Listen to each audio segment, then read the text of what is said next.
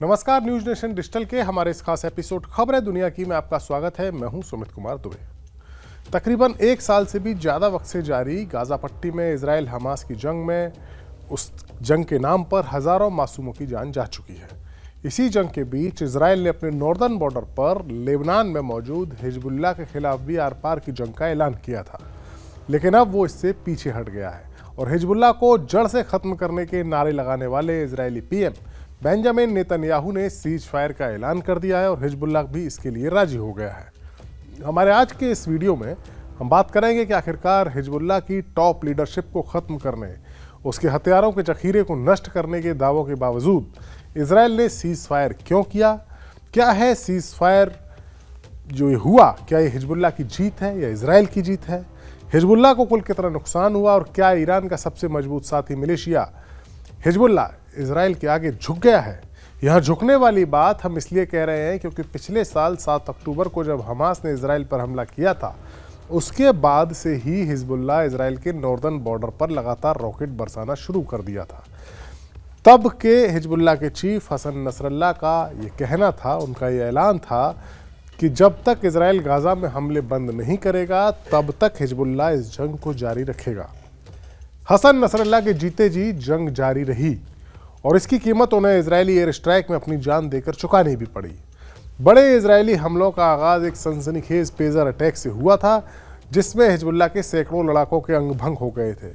इस हमले के बारे में हम पहले भी विस्तार से बात कर चुके हैं कि कैसे इजराइल ने वो पेजर्स खरीदे या उनको एक फर्जी कंपनी के जरिए हिजबुल्लाह को बेचा, उनमें विस्फोटक लगाया और सही वक्त आने पर उनको उड़ा दिया।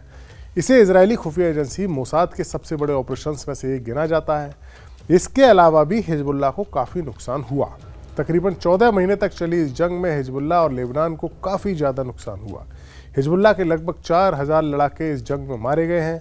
इजराइल और हिजबुल्लाह के बीच 2006 में जो युद्ध हुआ था उससे ये संख्या 10 गुनी ज़्यादा है। कहा जा रहा है कि इसमें से ज़्यादातर की डेड बॉडीज़ तो अभी भी जंग के मैदान पर पड़ी है, वापस नहीं लाई जा सकी है। युद्ध से पहले हिजबुल्लाह के पास करीब 1.5 लाख रॉकेट्स और मिसाइलों का स्टॉक था, जिसमें से अब 30,000 से भी कम होने की बात कही जा रही है।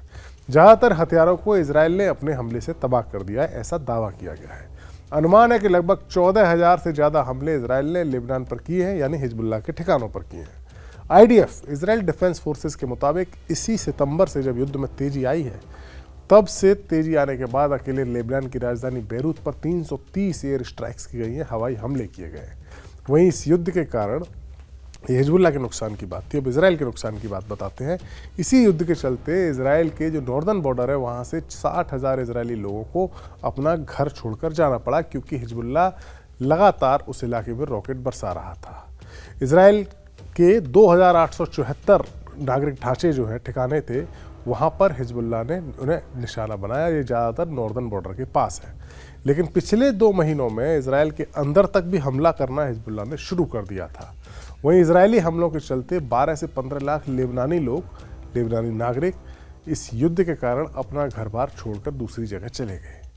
अब खबरों के मुताबिक इस सीज फायर के तहत, युद्ध विराम के तहत अब लेबनान इजराइल की सीमा से हिजबुल्लाह के लड़ाके दूर रहेंगे। हालांकि सारी शर्तें अभी नहीं बताई गई हैं, लेकिन ये एक मोटी मोटी बात सामने आई है। इसके अलावा सेना भी धीरे धीरे पीछे होगी, इजराइल की सेना। तो सवाल ये है कि जब इजराइल ने हिजबुल्लाह को इतना बड़ा हिजबुल्लाह का नुकसान कर दिया था, तो फिर वो सीज फायर के लिए राजी क्यों हुआ? और जब हिजबुल्लाह ने कसम खाई थी कि जब तक गाजा में युद्ध विराम नहीं होगा हम हमला करना नहीं बंद करेंगे, तो हिजबुल्लाह क्यों राजी हुआ? माना जा रहा है कि हिजबुल्लाह के खिलाफ अपनी सारी ताकत झोंकने, उसकी सारी टॉप लीडरशिप को ख़त्म करने के बावजूद इजराइल अपना वो टारगेट हासिल नहीं कर पा रहा था जिसके लिए उसने ये जंग शुरू की थी। इजराइल की कोशिश थी कि वो अपने उत्तरी बॉर्डर से सटे हुए लेबनान के उन इलाकों पर कब्जा करे जो हिजबुल्लाह का गढ़ है, वहाँ एक बफर जोन बनाए, क्योंकि इन्हीं जगह से हिजबुल्लाह के लड़ाके इजराइल पर रॉकेट्स फायर करते थे। लेकिन तमाम कोशिशों के बावजूद इजराइल की फौज ग्राउंड ऑपरेशन में कामयाबी हासिल नहीं कर पा रही थी। हिजबुल्लाह के छापों में उसकी सैनिक भी मारे जा रहे थे। वहीं दूसरी ओर इजराइल के सबसे बड़े रक्षक अमेरिका के प्रेसिडेंट जो बाइडन भी जाते जाते चाहते थे कि कम से कम मिडिल ईस्ट में तो जंग का तनाव थोड़ा कम हो सके। बाइडन के कार्यकाल में ही यूरोप में यूक्रेन युद्ध और पश्चिम एशिया का युद्ध शुरू हुआ। यूक्रेन युद्ध में तो अमेरिका के स्टेक्स काफ़ी हाई हैं, लेकिन हिजबुल्लाह के साथ युद्ध विराम की गुंजाइश थी, क्योंकि हिजबुल्लाह भी इस संघर्ष से थकता हुआ नजर आ रहा था, उसको भी काफ़ी नुकसान हो चुका था और इसीलिए इसे अमल में लाया गया। अब हम आपको बताते हैं कि सीज फायर को लेकर इजरायली पीएम बेंजामिन नेतन्याहू का क्या कहना है।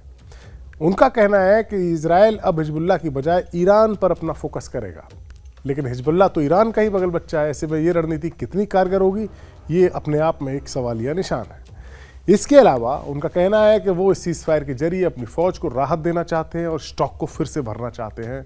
हथियारों और युद्ध सामग्री की डिलीवरी में बड़ी देरी हुई है, ये खर्च हो रहे हैं लगातार, ये देरी जल्द हल हो जाएगी, यानी दोबारा सारा साजो सामान आ जाएगा।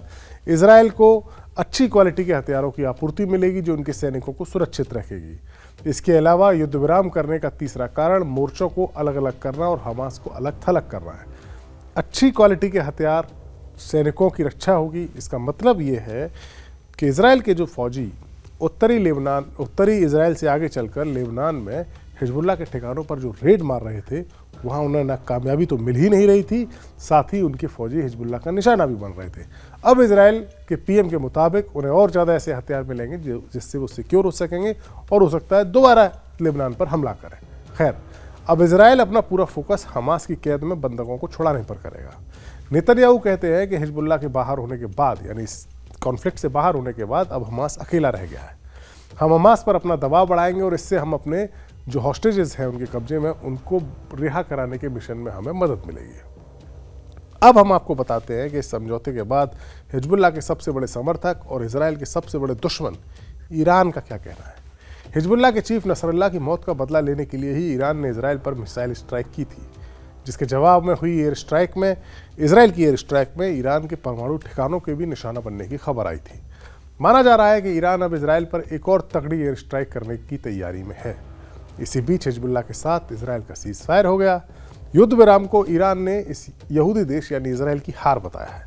ईरान का जो रिवोल्यूशनरी गार्ड कॉर्प्स है IRGC, उसके कमांडर हुसैन सलामी ने हिजबुल्लाह चीफ नईम कासिम को एक मैसेज भेजा है, जिसमें कहा है कि युद्ध विराम को स्वीकार करना यहूदी देश के लिए एक रणनीतिक हार है और ये संकेत है कि इजरायल देश जल्द ही खत्म होने वाला है। साल 2006 में भी इजरायल और हिजबुल्लाह के बीच एक छोटी सी जंग हुई थी, करीब 30 दिनों की, और ये जंग भी युद्ध विराम के साथ ही खत्म हुई थी। न हिजबुल्लाह जीत सका था, न इजरायल जीत सका था। इस बार भी इजरायल हिजबुल्लाह को खत्म नहीं कर पाया। इसी बीच हिजबुल्लाह ने अपनी ताकत काफ़ी बढ़ा ली थी साल 2006 से लेकर अब तक, लेकिन अब देखना होगा कि ये जो युद्ध विराम 2024 में हुआ है, इसके बाद हिजबुल्लाह खुद को कैसे रिकवर करता है, अपनी ताकत कैसे बढ़ाता है। ऐसा माना जा रहा है कि युद्ध विराम बस एक अस्थायी इंतजाम है, क्योंकि इजरायल और हिजबुल्लाह की दोस्ती हो ही नहीं सकती। हिजबुल्लाह का जन्म ही इजरायल के साथ जंग करने के लिए हुआ था। हमारा ये वीडियो आपको कैसा लगा, कमेंट सेक्शन में जाइए और अपनी राय हमें ज़रूर दीजिए। नमस्कार।